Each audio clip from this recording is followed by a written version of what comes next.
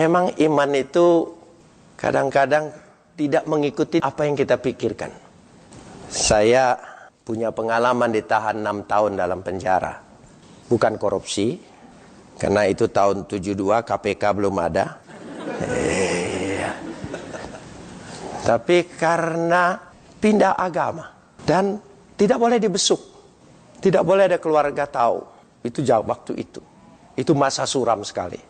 Sekarang hukum di Indonesia sudah jauh lebih baik.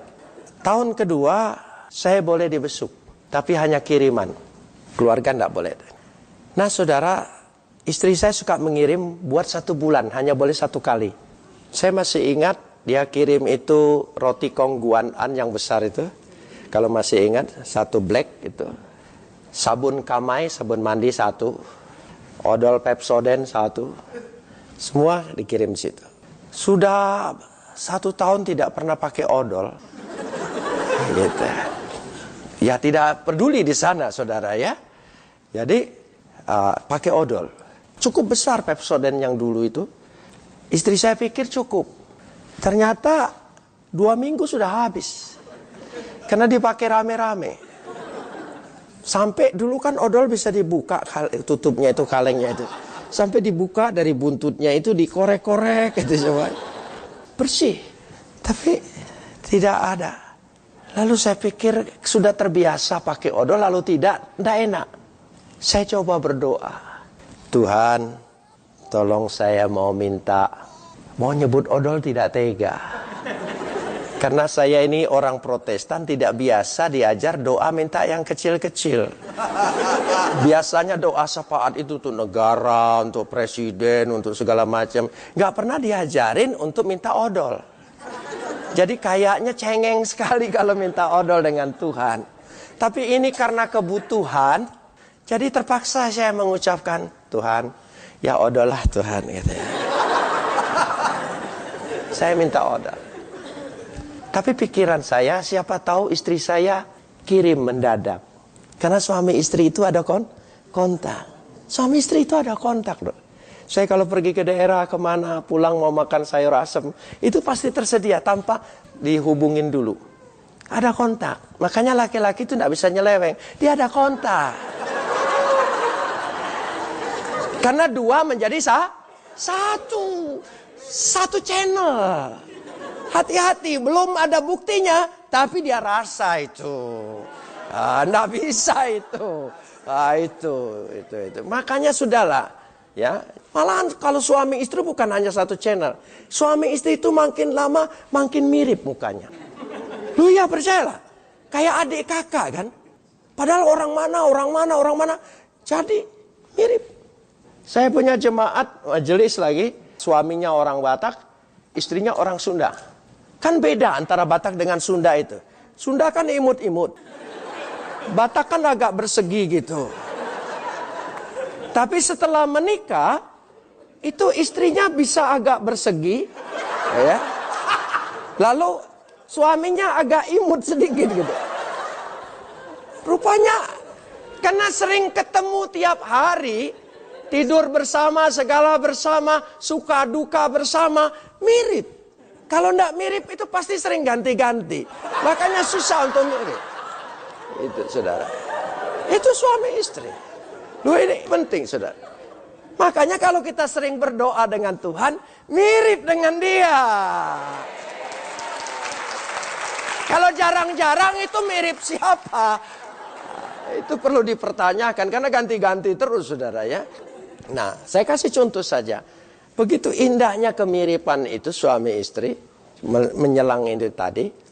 Saya memimpin gereja pertama itu gereja Metodis. Sampai hari ini saya orang Metodis sebetulnya. Di gereja lain itu namanya TUG, Tenaga Utusan Gereja, untuk tugas di gereja lain. Nah, jadi saya punya bendahara gereja namanya Om Gan. Dia menikah sudah hampir 50 tahun. Sekarang sudah meninggal. Sama istrinya sudah mirip sekali. Dan pendeta memang sering berkunjung ke rumah bendahara. Memang harus dekat-dekat dengan bendahara, pendeta. Nah, gitu. Jadi saya pagi itu ke sana. Lalu diterima oleh Om Gan. Sudah salam ya, duduk Pak Pendeta. Kami sebut bukan Pak Pendeta saya, Domini. Itu bukan domino, saudara, Domini. Ya, Domini silakan masuk. Gitu. Lalu dia kasih kode dengan istrinya. Mah, hanya begitu, Mah. Istrinya masuk ke dalam, tiba-tiba bawa kopi susu pisang goreng. Saya heran kok bisa ngerti dia.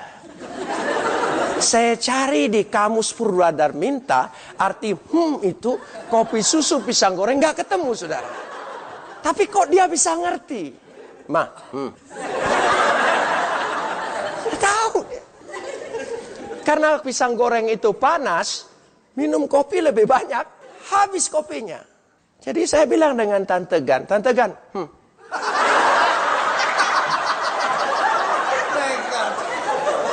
Lalu Tante Gan jawab begini, Domini jangan genit sama orang tua. Loh, saya bilang, Om, tadi Tante ngerti. Kok saya Tante tidak ngerti. Kalau Om lain. Karena suami istri itu sudah tahu. Makanya kalau kita sering berdoa, Tuhan ngerti dia, saudara. Ya. Orang lain tidak ngerti, dia ngerti, saudara. Ya, tidak usah takut itu, saudara. Dia sangat ngerti sekali. Itu pentingnya bergaul dengan Tuhan. Bagaikan bergaul suami istri. Suami istri itu begitu indahnya. Saya lanjutkan kesaksian saya tadi. Lalu saya pikir-pikir, istri saya ngirim, istri saya kirim. Nah, di penjara itu dari jam 9 boleh terima besuk kiriman atau ketemu orang sampai jam 2 siang. Selesai jam 2, saya tunggu-tunggu, tidak ada. Dari jam 2 sampai jam 5, saya kadang-kadang suka dapat kiriman tiba-tiba dari teman baik saya. Baru saja meninggal. Seorang pengacara yang sering datang ke Surabaya, yaitu Adenan Duyung Nasution. Dia selalu saja mengirim uang 50.000, waktu itu 50.000 titip dengan kepala kejaksaan. Nah, saya pikir dari jam 2 sampai jam 5, saya rubah iman saya. Bang Buyung kirim, Bang Buyung kirim, Bang Buyung. Sampai jam 5 tidak ada. Jam 5 kami semua sudah mandi, masuk kamar, apel. Dan apel, saya jadi kepala kamar melapor petugas. 3, lengkap. Gitu. Itu gunanya ditahan lebih lama. Jadi kepala, saudara. Gitu. Jadi sampai di sana. Sudah saya doa sore, Tuhan, saya tahu Engkau sibuk. Soal odol, soal kecil sekali. Imannya saya kuat-kuatkan sendiri, saudara ya. Saya cari jawaban sendiri. Saya hamba Tuhan yang terlalu kecil dan naif, tidak punya karunia yang besar-besar. Tuhan bicara, malam dibawa ke sorga, siang turun lagi. Saya enggak. Saya cukup Tuhan bicara di pikiran, di hati, saudara. Itu kalau yang itu sudah kelas tinggi. Saya kebetulan kelas kambing saja. Jadi enggak sampai dengar suara Tuhan, Tuhan bicara. Saya minta dengan Tuhan, jangan. Saya cukup mantapkan hati saya, iman saya sudah percaya. Enggak usah pakai bersuara di telinga. Gitu. Sudah sampai di sana. Lalu saya mantapkan diri sendiri, iman saya sendiri, Tuhan terlalu sibuk untuk urus ini. Kira-kira jam 7 malam, pintu kamar saya dibuka. Ada orang baru ditangkap masuk. Dan orang ini masuk, lirik kanan kiri. Dia agak ketakutan. Dan rupanya dari tampang 3 orang ini, tampang saya agak lebih sedikit tidak kriminal. Jadi dia deketin saya. Lalu dia bilang, kok boleh enggak saya tidur di sini? Oh boleh. Saya kasih tikar, saya kasih bantal. Saya banyak tikarnya. Warisan yang bebas-bebas itu kan. Itu gunanya ditahan lebih lama, dapat warisan itu. Jadi orang bebas tinggalin. Sebab ada perkataan, jangan bawa barang yang sudah dipakai di penjara. Nanti kamu balik lagi ke sini kalau dibawa. Jadi itu memang ditakut-takuti supaya ditinggalkan semua, saudara.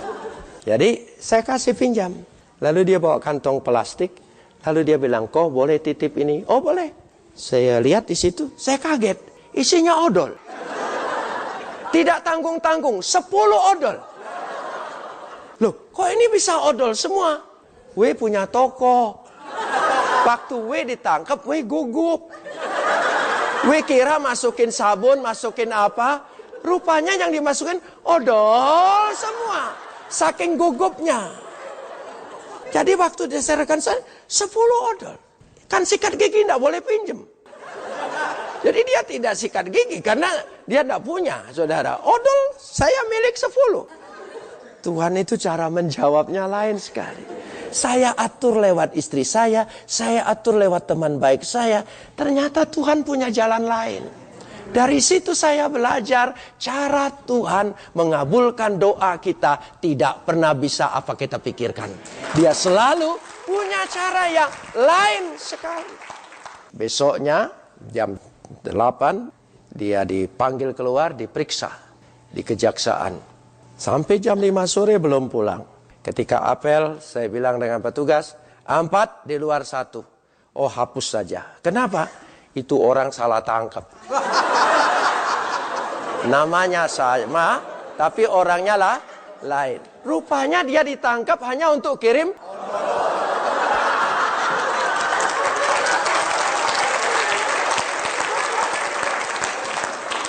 Saudara, jangan atur jawaban doa kita menurut selera kita. Tuhan punya cara. Itu iman. Amin. Jadi iman nih bahwa Tuhan punya cara. 99 pintu tertutup. Ada apa peribahasanya? Ada 1 pintu salah. 99 pintu tertutup, ada 9.000 pintu terbuka. Terlalu banyak cara Tuhan. Jangan batasi cara Tuhan hanya 1 cara. Dia banyak sekali cara. Jadi dari situ saya mulai belajar, meskipun sebagai orang Protestan tidak pernah diajar doa minta yang kecil-kecil, ternyata Tuhan itu memperhatikan kita dari perkara yang kecil, apalagi yang besar. Dia sangat memperhatikan kebutuhan kita. Amin, saudara.